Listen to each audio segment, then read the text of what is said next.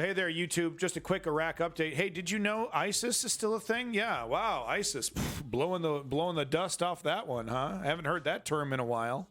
But yeah, ISIS still alive and well, and the Iraqi military still fighting. Hey, congratulations, Alice. Everyone, make sure you give props to Alice. Give Alice the cookie. Give Alice the cookie she deserves. But yeah, this is shocking footage, terrifying, tragic, when you understand the context of what you're seeing. But yeah, just shocking footage out of Iraq. Take a look. The focus of attention now is across the Tigris River to West Mosul. Yes, and it is good to mention that the United States still has bases and is still operating within Iraq. Probably these Iraqi soldiers that are attacking ISIS are probably still being trained and funded by the United States government. Thousands upon thousands of civilians still live here, but this is the redoubt of Islamic State, where they will use the myriad of streets and alleyways to fight to the death. Boy, this is like a blast from the past. Remember this, guys? Remember during the Bush administration when all the big bad villains, they were scary. Allah Akbar! Allah Akbar! Remember all that? Oh yeah, God, it brings me back. It is their last stand in Iraq. And the video you're about to see illustrates the type of people the Iraqi Special Forces are fighting. You know what I mean? It's like riding a bike. This is crazy, crazy stuff.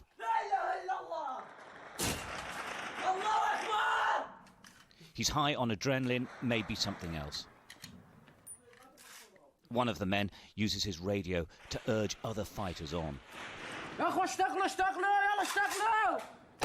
Yeah, because that's a great use of your just fill your radio with fucking Allah Akbar, bang bang bang bang bang bang bang bang. You know, because that's really useful communication for for what you're doing there.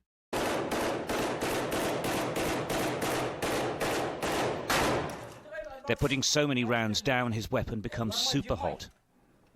But he keeps firing. Barrel melt.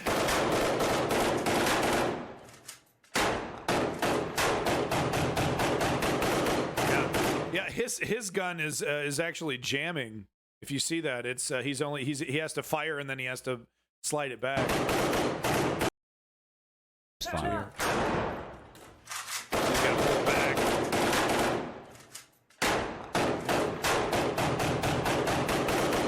Highly trained, well-maintained hardware. We don't know what happens later, but they probably died here. Probably. Yeah. We believe this little boy filmed the firefight. Dressed in military fatigues, he appears on the same tape. He's singing a song of going to war and killing people and defending the Islamic State. It is horrendously sad. Yeah. We don't know where he is. He's in military fatigues. It all took place here, the university. Special Forces found the camera and passed it to us. It was the headquarters of IS in Mosul. It's destroyed now. Iraqis say the buildings were set alight by Islamic State. Some are likely to have escaped this way, to a bridge over the river. It's now a scary no man's land. Rockets and mortars whistle overhead in both directions. Securing the bridges will be the key to taking the West. All of the bridges that cross the Tigris River linking east and west have been dropped. But they've done it in such a way that actually they can be mended, temporarily at least, quite quickly, and that's exactly what is intended to happen. The first troops coming from the south will go along the west side of the river, get to the bridges and start making them work, and then others can come over. Sounds very easy. It isn't, of course. 100% of the time they will be under fire, not just from machine guns. So let's go ahead and just stand in the middle. I mean, you are the most tempting sniper target I've ever seen in my life, dude. I'm about to pull up my own M50 over here and fucking, I mean, come on, man. This is like 100% guaranteed to see resistance when they try to rebuild these bridges. And RPGs, but also suicide bombers. The first convoy of Special Forces Humvees and trucks are now being withdrawn from inside the city That's a fucking Toyota with a wooden box installed on top of it. I was like, what the fuck am I looking at here? Okay, that's like a Humvee with something on top of it. Now being withdrawn from inside the That's just a wooden box. city in preparation for the move on the western banks of the Tigris. Commanders say they're confident of success. I think it's simple. Why? Because the Daesh lose many commander and many fighter on this side, and many command and control is destroyed. For example, in the university, it's big. Good point, Alice. That's a good point. And the other side is a small area. You always see the Small Toyotas. area. You do. And many troops will start or begin in this side, this next step. The markets in Mosul are open again, a sign of the improving situation. I'm no fan of the Islamic ISIS and the Islamic terrorist state or Islamic State. You call it the terrorist state, just like the propagandists do. But no, I'm against them, right? Because I mean, they cause chaos. You talk about, we were talking earlier about no one's marching for anarchy, right? But it's like, that's about as close as you get to. I mean, they just shut everything down. You're not allowed to music. You're not allowed to wear colors. Just be miserable and horrible like all of us. It's terrible. I'm totally against it. A dressmaker works on his new collection for 2017. It's the first time in 2 years he hasn't made a dress that wasn't entirely black. Outside, he tells me it's nice to use colors again. And on a mannequin, they were banned as well. A clear sexual object, according to Islamic State. No mannequins. No mannequins? These fucking weird incel virgins with guns, man. That's what they are. Banned as well, pretty colourful bangles and clothes. Now families are shopping again. Things are changing for certain, but the fighting here is far from over. The military is never far away. But here's the thing. When it comes to, I just realized I didn't use my U.S. I didn't use this at all during my U.S. news. I could use it during Iraq. It's kind of appropriate. Here's the thing, and this is what I talk about with Ukraine being rarely in our lives. We could probably go your whole life with only a few of justified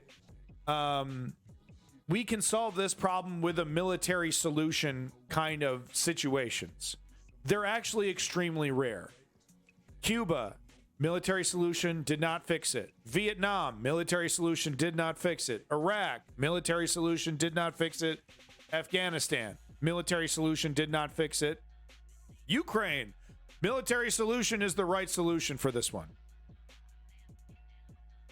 The problem is that the military industrial complex needs a boogeyman, needs a bad guy, needs an enemy. They got to justify their existence, the military industrial complex.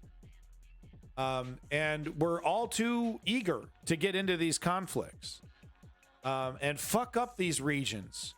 We're not conquering. We're not stealing. We're just blowing people up. Just creating mayhem. And it's not fixing the problem. Because the problem is far more deeper than... I mean, Ukraine is right out of the early 1900s. In terms of like an invading military comes in, a trench warfare, right? Being effective. Artillery back and forth.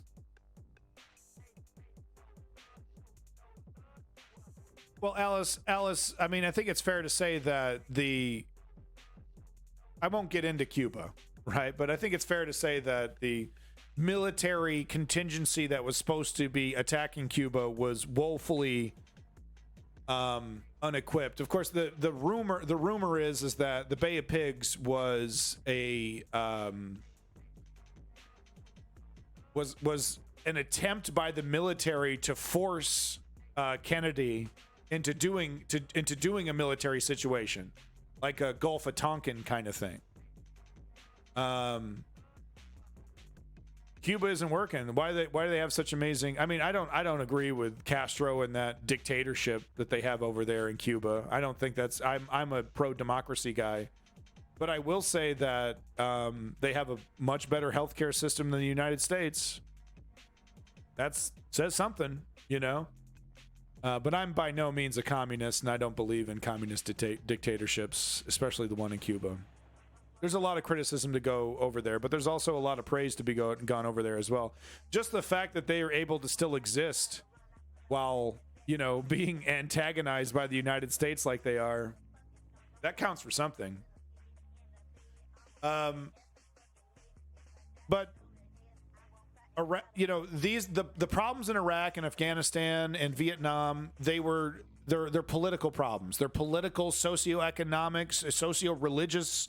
You know, there's sticking a gun in a bunch of people's faces and threatening violence is not going to fix Iraq. It makes things worse. So the military-industrial complex is incredibly lucky with Ukraine, and I fully support and agree with helping Ukraine. I do not support Iraq. I do not support supporting and doing what we did in Afghanistan or Vietnam, obviously, right? Because those were problems that where military solutions were not the right solution, obviously. And of course, we're still in Iraq. We're still, you know, paying for George Bush's, you know, ambitions. And like I said, it's the main reason why they stay there, so the military-industrial complex can justify its existence. We need a boogeyman. Oh, be scared. We need, you know, there's that budget's got to keep going up. Eisenhower was 100% correct about the military-industrial complex. It has become its own monster that is ravenous and out of control. And yeah, we're going to have some serious problems trying to fight against it. The military-industrial complex has already shown its independence during the Trump administration when they disobeyed direct orders from Trump. They were ridiculous. I agree that those orders shouldn't have been followed, but that's not how the chain of command works, is it?